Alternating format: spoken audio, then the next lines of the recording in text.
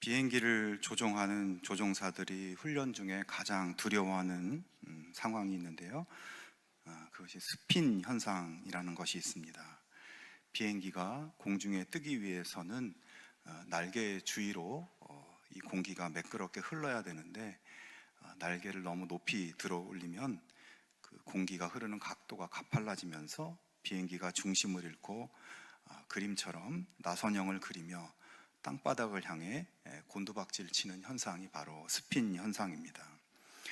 조종사는 그런 스핀에 빠지면 엄청난 중력과 공포를 느끼게 되어 초보 조종사들은 본능적으로 이때 하는 행동이 있습니다. 비행기가 아래로 곤두박질하고 떨어지니까 기체를 위로 끌어올리기 위해서 조종관을 자기 몸쪽으로 온 힘을 다해서 당기는 것입니다. 땅바닥으로 추락하는 비행기를 어떻게든 내 힘으로 막아보려고 필사적으로 이 조종관을 당기는 것이죠. 그런데 여러분, 아이러니하게도 그렇게 조종관을 당기면 당길수록 비행기는 더 빨리 추락하게 된다고 합니다. 이 스핀 현상에서 벗어나려면 반대로 조종관을 아래로 숙여야 공기 흐름이 매끄러워지고, 그때 동시에 출력을 높이면 정상 비행이 가능해진다고 합니다. 그러니까 비행기가 떨어지는 절체절명의 순간에 살 수 있는 유일한 방법은 역설적이게도 조종관을 앞으로 내밀어 버리는 것입니다. 내가 꽉 잡고 당기고 있던 조종관을 내려놓고 비행기가 날아오를 수 있는 바람의 힘에 맡겨야 살 수 있는 것입니다. 우리가 인생을 살아갈 때 그런 경험을 할 때 있습니다. 무언가 어렵고 또 힘이 들고 꼬이고 위기의 상황이 되었을 때, 그런 상황을 이겨내기 위해서 있는 힘을 다해 조종관을 잡아 당기면 당길수록 삶이 더 힘들어지고, 반대로 움켜쥐는 것을 내려놓고 맡겨버릴수록 어려움에서 빨리 벗어나는 것입니다. 요즘 우리가 나누고 있는 야곱이라는 인물에게서도 그런 모습을 볼 수 있습니다. 그는 자신의 떨어지고 있는 인생을 일으키고 고도를 높이기 위해서 온 힘을 다해 필사적으로 조종관을 당기며 살았습니다. 자기 인생을 정말로 들어 올려줄 수 있는 하나님께 맡기지 못하는 것이죠. 그래서 굉장히 고단한 삶의 연속이었습니다. 하지만 그런 야곱의 인생에 중요한 전환점이 있었습니다. 오늘 말씀은 야곱의 인생에서 그 전환점이 되는 장면입니다. 바로 하나님을 만나서 새로운 이름을 부여받고 새로운 삶의 국면으로 나아가는 장면입니다. 사실 그가 이 지점에 오기까지 정말 많은 일들이 있었죠. 형과 아버지를 속여 장자의 명분과 축복을 가로채는 잘못을 저지르고 형의 보복을 피해 집을 떠나게 된 야곱은 하란의 외삼촌 라반의 집에 머물게 되었습니다. 그런데 그는 거기서 라반에게 속아 라헬과 결혼하기 위해 14년 동안 무급봉사를 해야 했습니다. 그리고 이어서 6년 동안 라반에게 정당한 품삯을 받지 못한 채 일을 했습니다. 뛰는 놈 위에 나는 놈이 있다고 라반은 야곱보다 한 수 위의 속임수로 야곱을 착취하였습니다. 그렇게 20년의 세월 동안 죽도록 일해도 아무것도 보상받지 못하는 부당한 상황을 야곱은 더 이상 참을 수가 없었습니다. 그래서 야곱은 라반과 새로운 계약을 맺습니다. 라반의 육축을 돌봐주는 동안 얼룩무늬나 점이 있는 것들이 태어나면 그것들을 자신의 품삯으로 달라는 것입니다. 그리고 나서 야곱은 암컷들이 새끼를 뵐 때 색깔 있는 나뭇가지를 보게 해서 얼룩무늬와 점박이들이 많이 태어나도록 유도했습니다. 결국 야곱은 자신만의 오랜 경험에서 나온 이 기발한 방법으로 재산이 점점 늘어나 크게 번창하게 되었고, 사악한 사기꾼 라반의 손아귀에서 벗어나 조상들의 땅으로 돌아올 수 있게 되었습니다. 자, 그런데 야곱에게 있어서 조상들의 땅으로 돌아가는 것은 쉬운 일이 아니었습니다. 그가 넘어야 할 가장 크고 위험한 문제는 그의 형 에서입니다. 원한에 사무쳐 자기를 죽이겠다고 날뛰던 형 에서를 어떻게 만날 것인가? 야곱에게는 이것은 참으로 심각하고 어려운 상황입니다. 그래서 야곱은 우선 자기 일꾼들 가운데 뽑아서 에서가 살고 있는 에돔 땅으로 보내서 에서에게 문안을 하도록 합니다. 에서가 아직도 야곱에 대해서 복수심을 가지고 있는지 아니면 분노의 마음이 조금 누그러져 있는지 살피고자 그렇게 미리 종들을 보내서 문안을 묻는 것이죠. 그런데 잠시 후 보냈던 일꾼들이 그냥 돌아와서 보고를 합니다. 일꾼들을 에서를 만나러 가는 도중에 이미 에서가 400명의 장정들을 거느리고 야곱을 죽이기 위해 달려오고 있다는 소식을 들은 것입니다. 여러분, 그 당시 에서가 살고 있었던 이 에돔 땅은 가나안 지역의 최남단 땅입니다. 그곳에 있는 에서가 1000km 이상 떨어진 하란에 살던 그 야곱이 돌아오고 있다는 소식을 알고 사병을 모아서 야곱을 향해 올라오고 있다는 것은 에서가 그동안 야곱을 전혀 잊지 않고 있었고 그의 동태를 예의주시하면서 돌아오기만을 손꼽아 기다리고 있었다는 것을 보여주는 것입니다. 야곱으로서는 20년의 세월 속에 형의 분노가 조금 가라앉기를 기대했지만 에서는 여전히 분노와 원한이 사그라들지 않고 있었던 것입니다. 이때 야곱의 심정이 어떠했겠습니까? 32장 7절에 보면 심히 두렵고 답답하였다 표현합니다. 심히 두렵고 답답했다. 정말 이젠 죽었구나 이런 생각인 것이죠. 자, 이런 상황에서 야곱은 어떻게 하였을까요? 우리가 알듯이 이 야곱이 보통 사람이 아닙니다. 둘째로 태어난 자신의 운명적 한계를 뒤집기 위해서 아무도 생각지 못한 기발한 방법으로 형의 축복과 장자의 명분을 빼앗은 사람입니다. 그로 인해서 도망간 하란에서는 자기보다 더 교활한 라반 밑에서 굉장히 힘든 세월을 보냈지만 결국에는 천하의 라반도 생각지 못한 방법으로 재산을 모으고 부자가 되었습니다. 그는 아무리 고난이 오고 힘든 상황이 펼쳐져도 굴하지 않고 자기 지혜와 능력으로 스스로 인생을 개척하고 상황을 역전시키는, 그리고 원하는 바를 이루는 그런 사람이었습니다. 자, 그런데 그런 야곱의 삶에 또다시 심히 두렵고 답답한 고비가 닥친 것이죠. 형의 분노를 누그러뜨릴 최선의 방법은 무엇일지, 최악의 경우 형의 마음이 돌려놓는 것에 실패한다면 피해를 최소화하고 목숨을 건질 수 있는 방법이 무엇일지 고심하였습니다. 일단 야곱은 모든 식솔들과 육축들을 두 무리로 나누어서 따로따로 움직이도록 합니다. 혹시 에서가 달려와서 공격을 하더라도 한 무리가 공격받는 동안 남은 무리는 재빨리 피해서 목숨을 보존할 수 있도록 그렇게 두 무리로 나눈 것이에요. 피해를 줄이기 위한 최선의 방법이죠. 그리고 이어서 야곱은 에서에게 줄 선물을 준비합니다. 암염소 200마리, 수염소 20마리, 암양 200마리, 수량 20마리, 젖이나는 암컷 낙타 30마리와 그 새끼들, 암소 40마리, 황소 10마리, 암나귀 20마리, 새끼나귀 10마리. 엄청나게 많은 이 가축들을 선물로 준비해요. 그리고 종류별로 나눈 각각의 선물들을 선물의 때를 맡을 일꾼들을 정하고 각 종류별로 일정 정도 거리를 두고 몰고 가게 합니다. 여러분, 야곱이 준비한 이 선물의 행렬을 한번 상상해 보기 바랍니다. 총 10종류의 육축대가 줄을 지어서 에서를 향해 나아갑니다. 에서의 입장에서는 첫 번째 선물을 받고 조금 더 가다 보면 두 번째 선물을 만나게 되고 또 조금 더 가다 보면 세 번째 선물을 만나게 되고 그렇게 10가지 선물을 순차적으로 하나씩 받게 되는 거예요. 야곱의 생각에 아무리 에서가 화가 났어도 그렇게 10종류의 선물을 계속해서 받다 보면 그 마음이 누그러지지 않을까, 그렇게 생각한 것입니다. 여러분이 에서라면 어떻겠습니까? 이 정도 정성이라면 좀 봐줄만 하지 않겠습니까? 야곱이 그렇게 선물들을 앞세워 보내고 나자 날이 저물었습니다. 야곱에게 있어서 그 밤은 정말 불면의 밤이었을 겁니다. 에서가 저 선물들을 보면 뭐라고 할까? 제발 선물들을 기분 좋게 받아주고 분노가 누그러지고 일이 잘 되면 좋을 텐데, 그런 염려와 답답함으로 잠이 들 수 없었을 겁니다.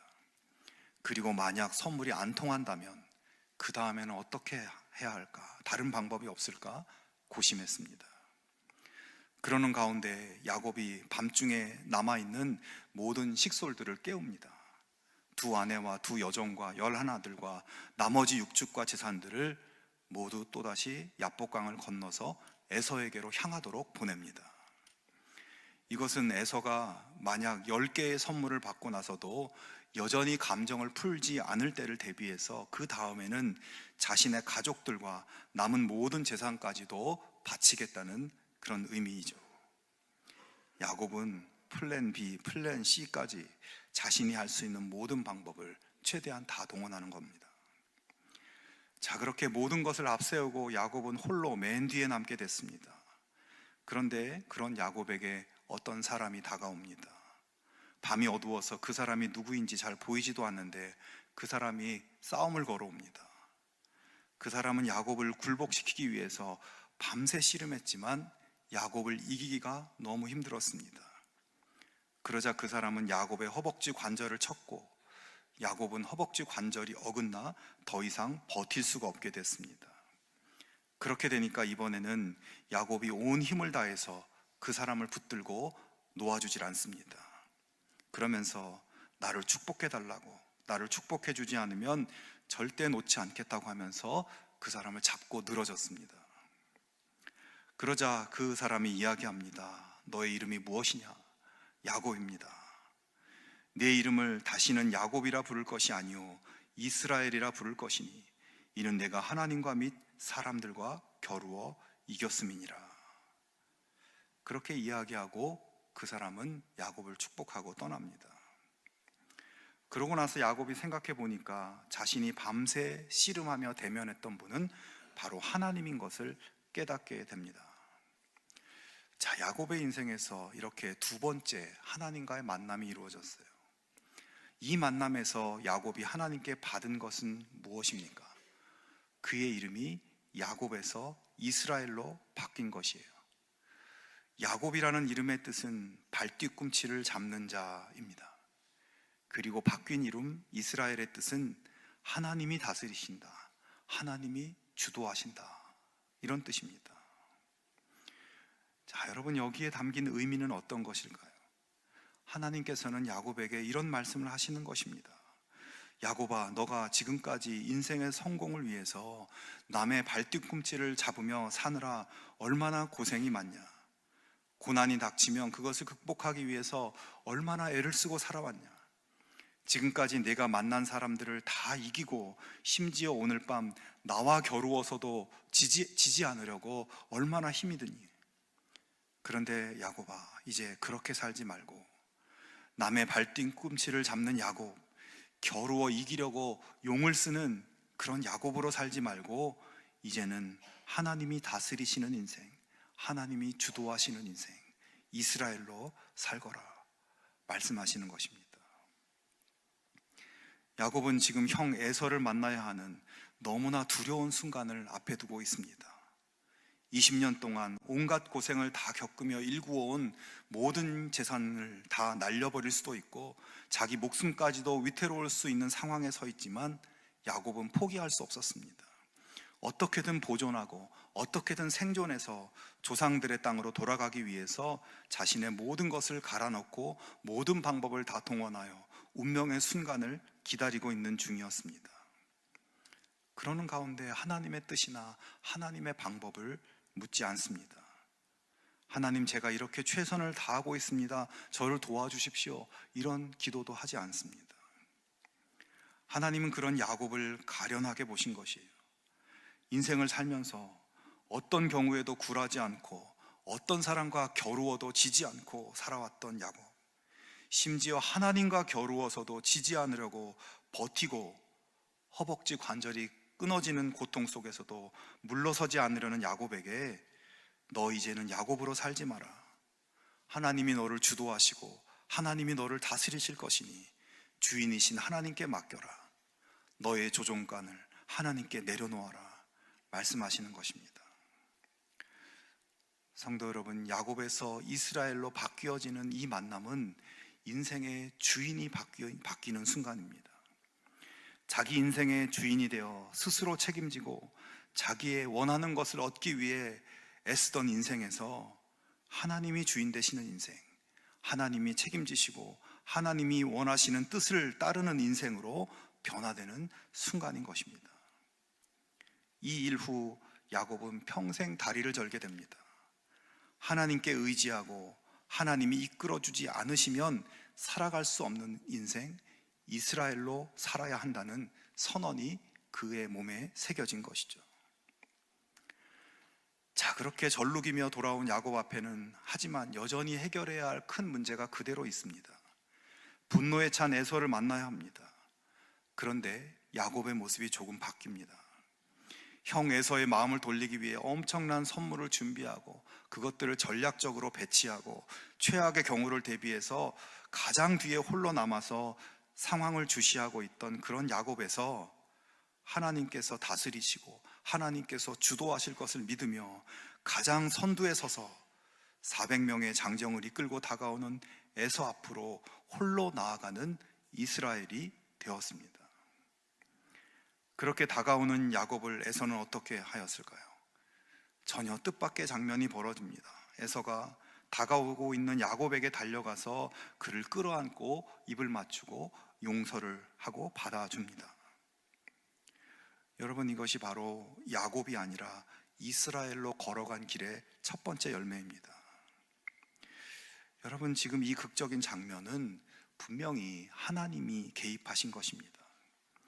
사실 에서가 야곱이 오고 있다는 소식을 듣고 400명의 장정들을 모아서 출발할 때 틀림없이 그의 마음은 분노와 복수의 마음이었습니다. 처음부터 용서할 마음이 있었다면 이렇게 장정들을 모을 필요도 없고 야곱을 향해 달려갈 필요도 없습니다. 그냥 야곱이 오기를 기다리고 만나서 용서하면 됩니다.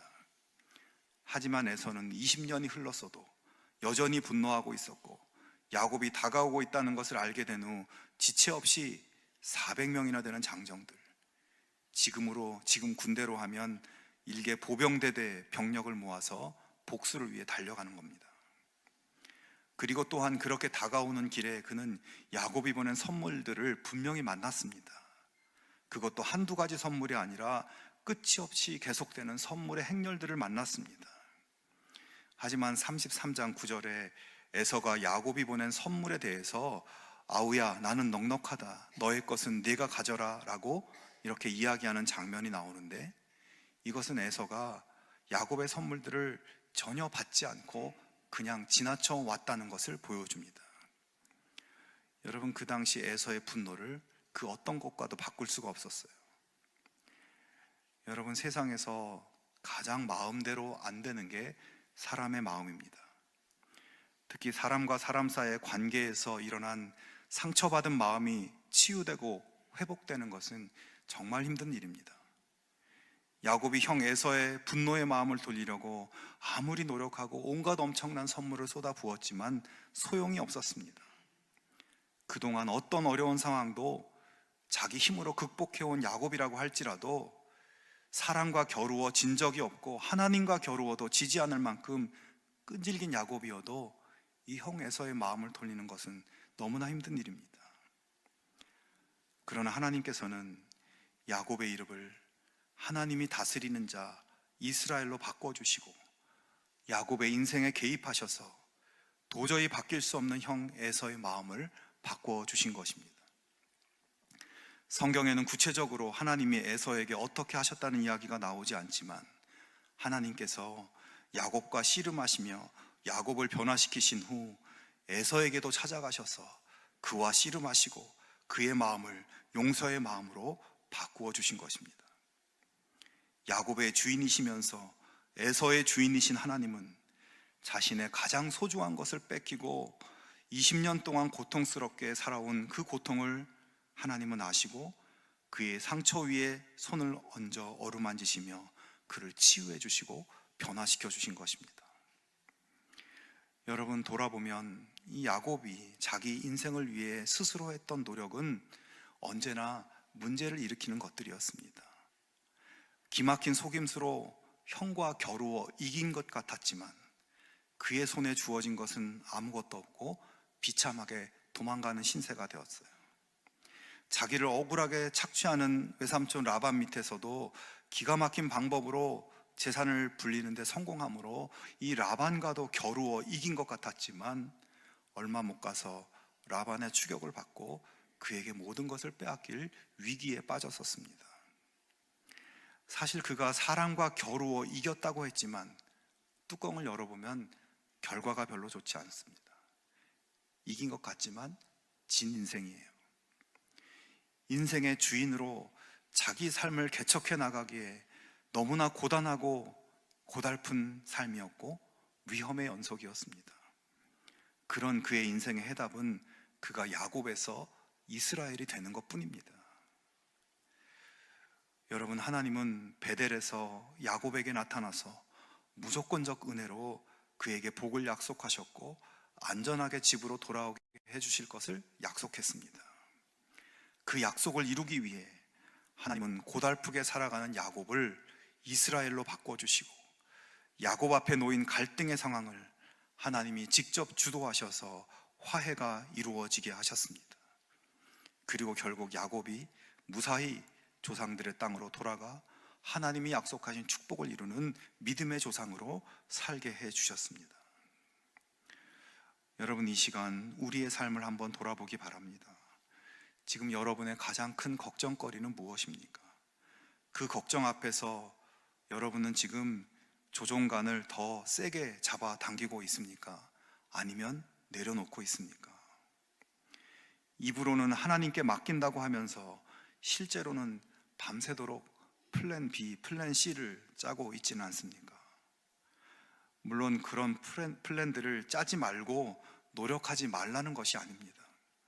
그런 노력들조차도 하나님 손에 들려져야 되고 그런 노력들을 하나님께 맡기는 믿음을 이야기하는 겁니다. 여러분은 지금 야곱으로 살고 있습니까? 이스라엘로 살고 있습니까?